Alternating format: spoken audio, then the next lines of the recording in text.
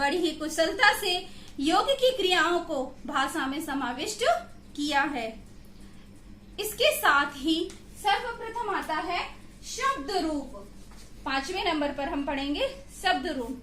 किसी भी भाषा में अगर हम उस भाषा के किसी भी शब्द को देखें तो ज्यादा से ज्यादा उसके 2 या 3 ही शब्द मिलेंगे, लेकिन संस्कृत एक ऐसी भाषा है जिसमें प्रत्येक शब्द के 25 से 26 रूप एक भाषा के ही रूप मिलते हैं, जिन्हें हम शब्द रूप की श्रेणी में रखते हैं और इन्हें ही हम संस्कृत भाषा में। इसके बाद शब्द रूप के बाद आता है संधि। संधि अर्थात मित्रता, मैत्री, अर्थात 2 शब्दों के रूप से जब एक नया शब्द बनता है तो उसे हम संधि कहते हैं। संस्कृत में इसका बहुत ही अच्छे तरीके से वर्णन किया गया है कि जब मात्राओं में, दीर्घ स्वर में, हास्य स्वर में, इन दोनों को मिलकर विसर्ग में, व्यंजन में किस तरीके से परिवर्तन होता है, वह परिवर्तन संस्कृत में सुस्पष्ट तरीके से बताया गया है। और यह इसकी एकमात्र सबसे बड़ी विशेषता है कि 2 शब्दों के मिलने से, 2 मात्राओं के मिलने से एक नई मात्रा, एक नए शब्द का जब जन्म होता है तो उसे हम संधि कहते हैं। इसके बाद आता है समास। किसी शब्द के पीछे छुपे हुए उसके रहस्य को जानने के लिए जब संस्कृत में अनेक शब्दों में जब बहुत बड़े बड़े रहस्य को छुपाया गया है, अनेक पदों को छुपाया गया है, किसी एक शब्द के कहने से हम उस शब्द के माध्यम से बहुत सारे वस्तुओं का वर्णन कर देते हैं, किसी व्यक्ति के संपूर्ण व्यक्तित्व का वर्णन कर देते हैं, वह समास में सुस्पष्ट रूप से दिखाई देता है। इसके पश्चात आता है वचन। प्रायः हमने सुना होगा, चाहे हम इंग्लिश में देखें या हम हिंदी में देखें, हमने केवल सिंगुलर नंबर या प्लूरल नंबर ही सुना है, लेकिन हिंदी में हम एक वचन और बहुवचन ही पढ़ते हैं। लेकिन संस्कृत में 3 वचन अर्थात द्विवचन को भी विशेष रूप से माना गया है।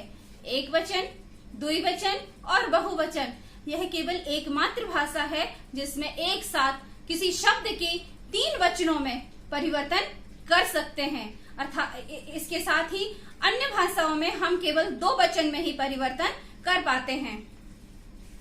इसके बाद आता है संस्कृत वाक्यों में शब्दों का कोई क्रम नहीं रखा गया है, अर्थात इसके शब्दों में अगर उलटफेर भी कर दी जाए तो अर्थ का अनर्थ नहीं होता है।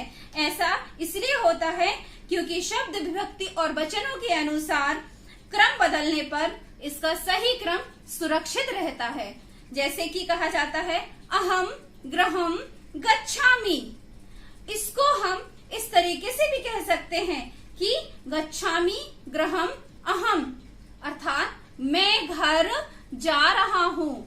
लेकिन अगर हम घर में जा रहा हूँ, मैं जा रहा हूँ घर या जा रहा हूँ घर, इस तरीके से अगर हम इसके शब्दों में किसी भी तरीके से उलटफेर कर दिया जाए तो इसके अर्थ का अनर्थ नहीं होता है।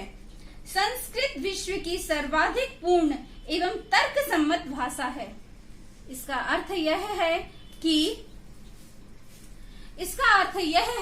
कि हम इस भाषा में पूर्ण रूप से तर्क कर सकते हैं, हम अपने मत को रख सकते हैं। अगर हमने किसी भी भाषा को लेकर, किसी भी शब्द को लेकर अगर कोई बात कही है तो संस्कृत एक ऐसी मातृभाषा है, एकमात्र एक भाषा है जिसमें हम पूर्ण रूप से तर्क कर सकते हैं। देवनागरी एवं संस्कृत ही 2 मात्र साधन हैं जो क्रमशः उंगलियों एवं जीभ को लचीला बनाते हैं।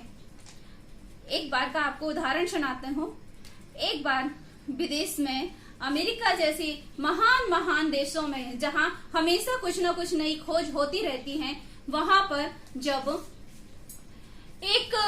अनेक भाषाओं को लेकर सिद्ध किया जा रहा था कि कौन सी भाषा सर्वश्रेष्ठ है, और उस भाषा का उच्चारण करने से एक ओम की आकृति बन जाती है। अनेक भाषाओं को बोला गया लेकिन वहां पर किसी भी प्रकार की कोई आकृति नहीं बनी।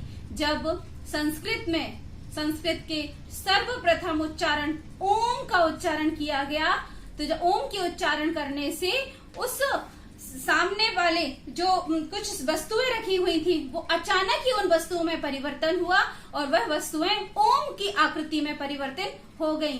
तब लोगों ने कहा और वहां के महान महान व्याख्याताओं ने भी कहा कि यह एक ऐसी भाषा है जो हमारे लिए यह सिद्ध करती है कि यह हमारे स्वर में, हमारी जिह्वा में हमेशा लचीलापन लेकर आती है। हमें इसको पढ़ने से, हमें इसको बोलने से बहुत अधिक आनंद की प्राप्ति होती है। विज्ञान, गणित, अन्य भाषाएं ग्रहण करने से मिलती हैं, लेकिन संस्कृत एक ऐसी भाषा है जो बालक जन्म से ही कहीं ना कहीं आसपास इसका ग्रहण करता ही रहता है। इसको सीखने की बहुत अधिक आवश्यकता नहीं होती है। भाषा में साहित्य की रचना कम से कम 6000 वर्षों से निरंतर होती आ रही है। कई लाख ग्रंथों के पठन पाठन और चिंतन में भारतवर्ष के हजारों पुस्तक, करोड़ों सर्वोत्तम मानसिक मस्तिष्क दिन रात लगे हुए हैं और आज भी लगे हुए हैं। 6000 वर्ष पूर्व से इस भाषा में अनेक ग्रंथ लिखे जा रहे हैं। अनेकों मस्तिष्क अर्थात अनेक विद्वानों ने इस भाषा को बनाए रखने के लिए, इस भाषा की पीढ़ियों को बनाए रखने के लिए दिन रात मेहनत कर रहे हैं। आज भी इतने काल से इतनी दूरी तक व्याप्त इतने उत्तम मस्तिष्क में विचरण करने वाली कोई और भाषा शायद नहीं हो सकती है। यह केवल संस्कृत भाषा ही है और यह इसकी सबसे बड़ी विशेषता भी मानी जाती है। संस्कृत विश्व की सबसे पुरानी पुस्तक वेद भाषा इसलिए कही जाती है क्योंकि अन्य कोई भाषा इतनी पुरानी नहीं है। आज भी कोई भाषा, हमेशा कहते हैं 4 कदम पर पानी और 8 कदम पर भाषा बदलती रहती है, लेकिन संस्कृत एक ऐसी भाषा है जो हमेशा प्रत्येक घर में कहीं न कहीं रूप में, किसी न किसी रूप में विद्यमान रहती ही है।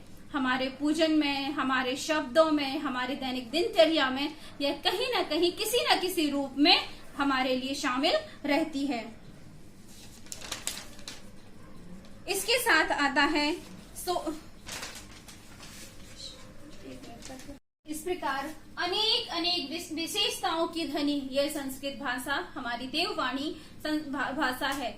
इसीलिए अनेक भाषाओं में अनेक प्रकार की कमियां होती हैं, अनेक प्रकार की सुविधाएं होती हैं। इससे कहीं न किसी भाषा में शायद हो सकता है हमें कुछ लाभ हो, हमें बोलने में सहूलियत हो, हमें कुछ कार्य करने में सरलता प्रदान हो, लेकिन संस्कृत एक ऐसी भाषा है जिसे हमेशा हमारे हृदय को सुमधुर बनाती है, कोमल बनाती है और यह भाषा हमें हमेशा सुखमय और आनंदमय जीवन ही प्रदान करती है। इस तरीके से आज का यह पाठ कंप्लीट होता है यहीं पर।